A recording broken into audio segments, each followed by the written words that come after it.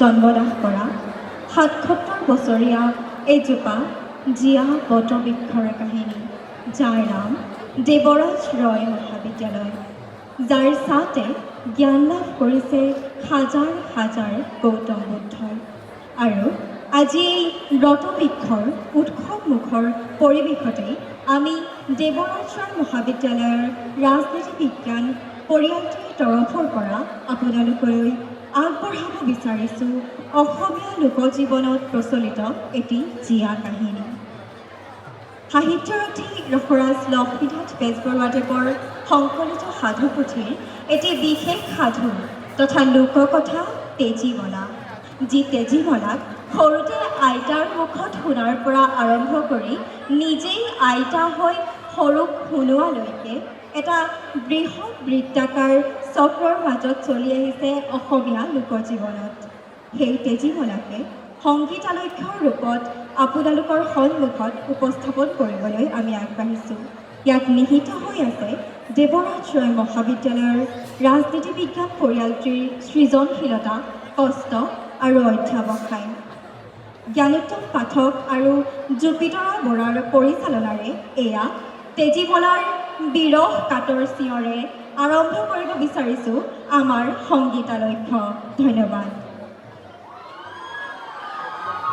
প্ৰদৰ্শন কৰিবলৈ লৈছোঁ আমাৰ নৃত্য নাটিকা মাহীমাকৰ চকুৰ গোটা কিন্তু সাউদৰ একমাত্ৰ যি তেজীমলাৰ এক চিয়া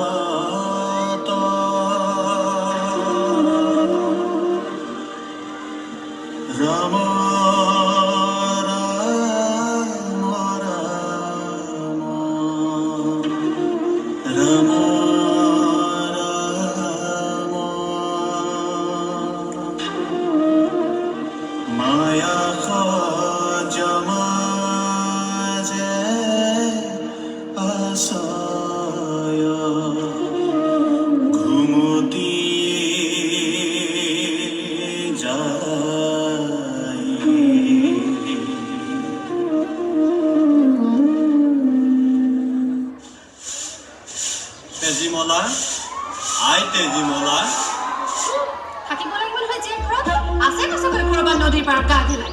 ইমান যদি ডাঙৰ ছোৱালী গাভৰু হ'ল, এডোখৰ গোটাও দুডোখৰ নকৰে। আপুনি মূৰত তুলি তুলি তাইক লাই দিলে।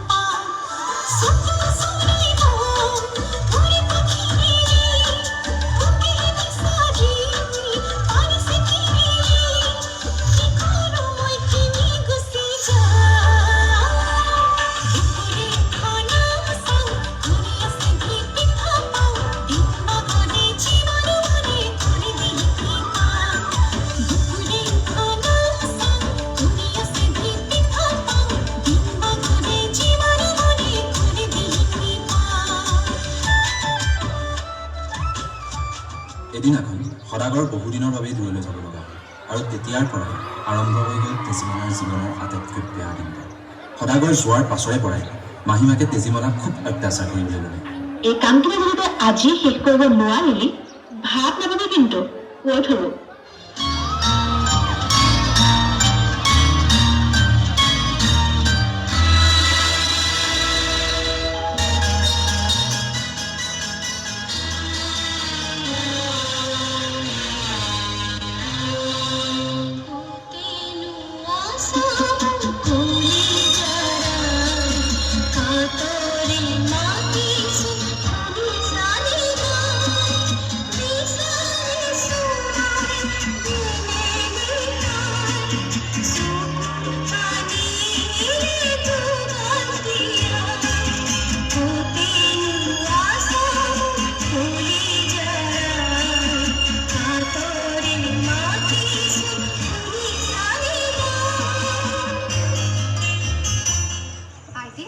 পৰহিলে সখী আৰু বিয়া নহয় জানো? পিতাইৰ ঘৰত নাই। মইনো এই ঘৰখন এৰি থৈ পেলাই কেনেকৈ যাওঁ? গতিকে তই কাইলৈকে যাবি। এই সাজ ল আৰু শুন, কাপোৰ সাজ মোক আৰু বৰ মৰমত দিছিল। অলপ সাৱধানে পিন্ধিবি। হ'ব আই। তেজীমলাক দিয়া কাপোৰযোৰত মাহীমাকে জানি বুজিয়ে নিগনি আৰু জ্বলা অঙঠা ভৰাই দিছে। সৰ্বনা, কাপোৰযোৰহে কি অৱস্থা হ'ল? একো নহয় দিয়া সখী, তোমাৰ গাততো একোনো দুখ নাই। নিগনিকেইটাইহে কাপোৰযোৰ পুতিছে। আয়ে বেজি পাব দিয়া, তুমি চিন্তা নকৰিবা। তুমি মোৰে কাপোৰ সাজ লোৱা।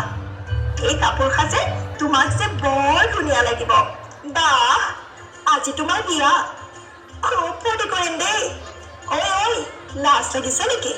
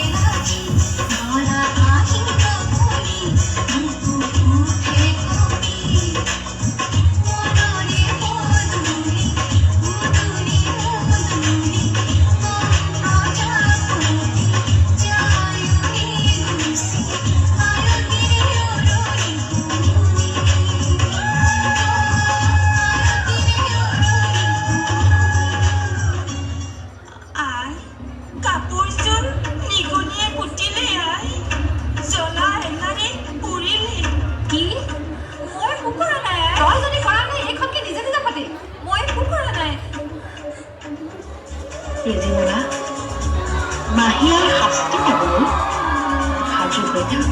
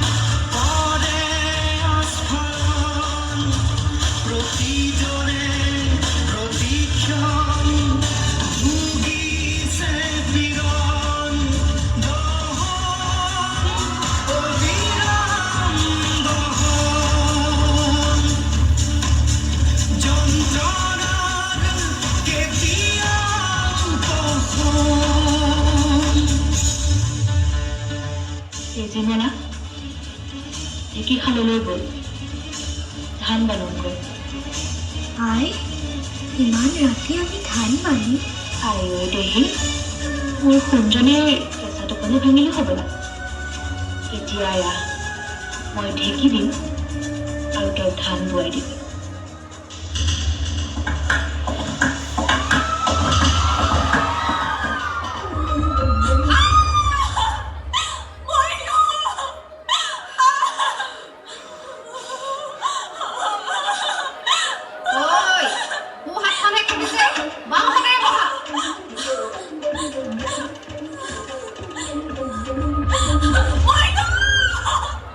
ঐ, কি যে ফালিছে কৰিবলৈ আহিছ? হাত দুখনে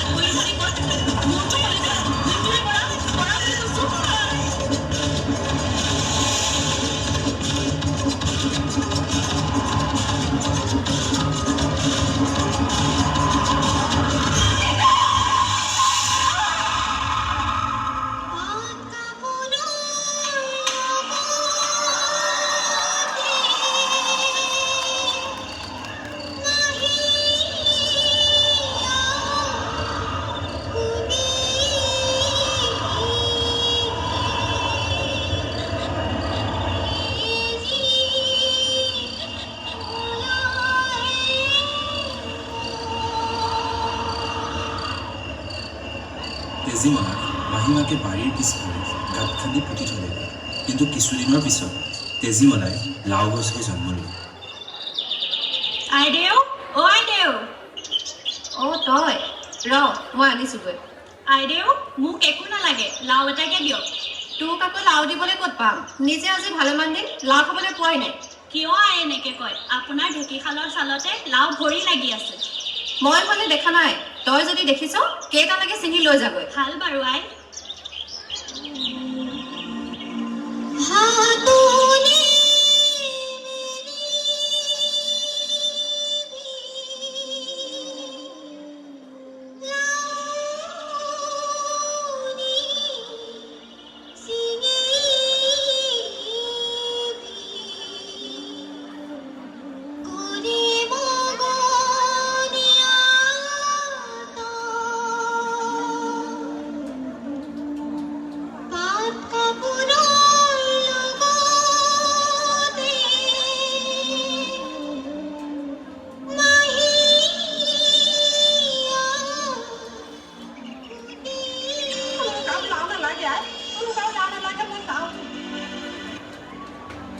মাহীমাকে লাওজোপা কাটি পেলাই দিলে যদিও তেজীমলা এইবাৰ জৰা টেঙাৰ গছ হৈ যায়।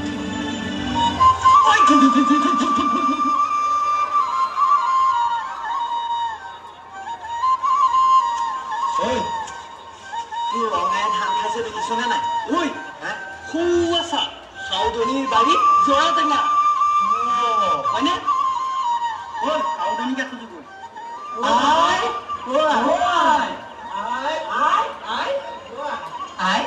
আমাক গোটা চেৰেক জৰা টেঙা খাবলৈ দিবানে? মই মানে ক'ত জৰা টেঙা লাগিছে দেখা নাই। তহঁতে যদি দেখিছ কিমান লাগে পাৰি নেগৈ। ঠিক আছে আই।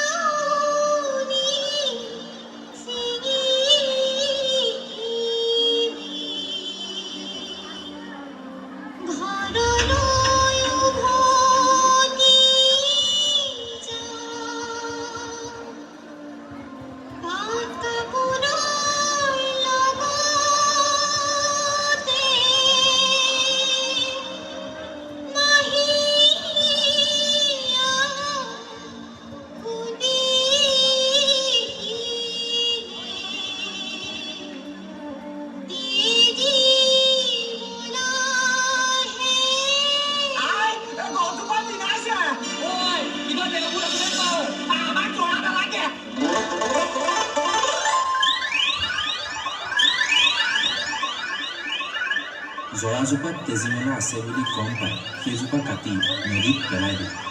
কিন্তু এইবাৰ তেজীমলাই পদুম ফুল হৈ জন্ম ল'লে।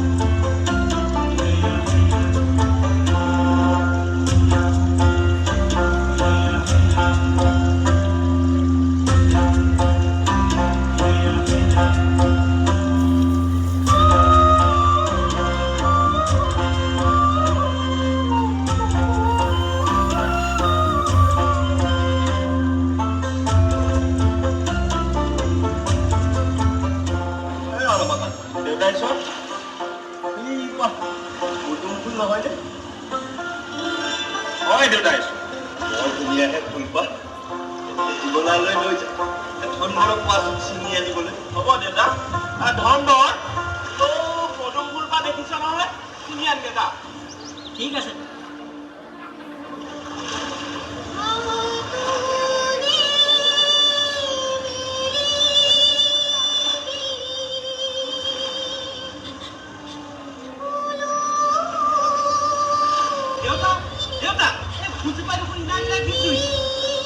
আই ৰবি মই কৈছো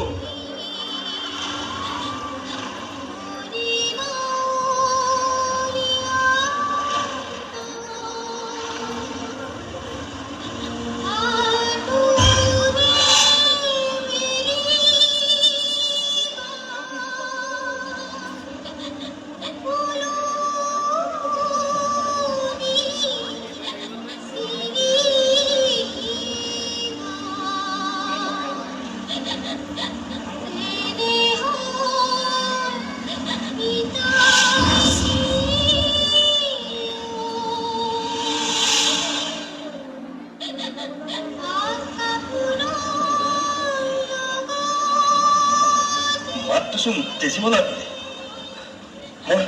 মই মাহিমাকৰ স্বভাৱৰ কথাও জানো একো বুজিব পৰা নাই এইজনী নিশ্চয় তেজীমলা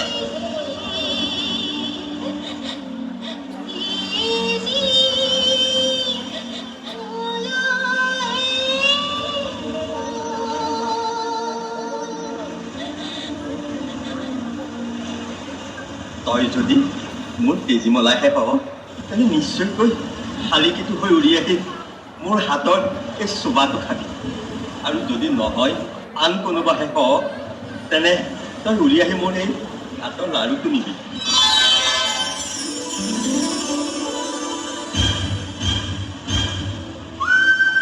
তই সঁচাকৈ মোৰ তেজীমলাই মোৰ বুকু ভাগি গৈছে ৰমাকান্ত ৰমাকান্ত এই শালিকাটো ঘৰলৈ লৈ বলা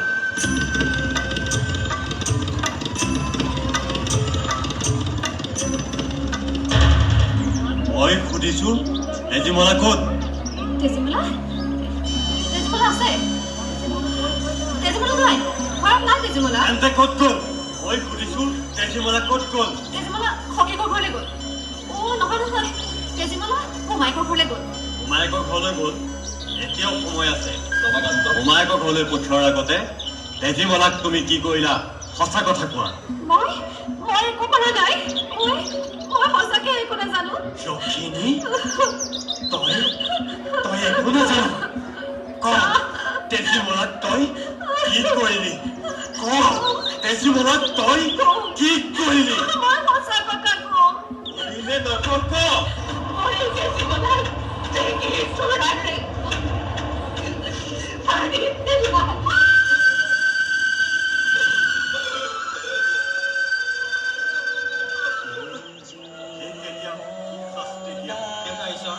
মইনো কি ক'ম দেউতা ঈশ্বৰ আপুনি কি কয় তোক মই আজি নচচা ফুলত দিব পাৰো তোক মই আজি হাতীয়ে গছকাই মাৰিব পাৰো নহয় তোক মই চেকি শালত খুন্দি মাৰিব লাগিব শালিকীটো লৈ আহ কৈছো দেউতা তই যদি মোৰ তেজীমলা তেন্তে এই গামোচাখন পুনৰ মানুহ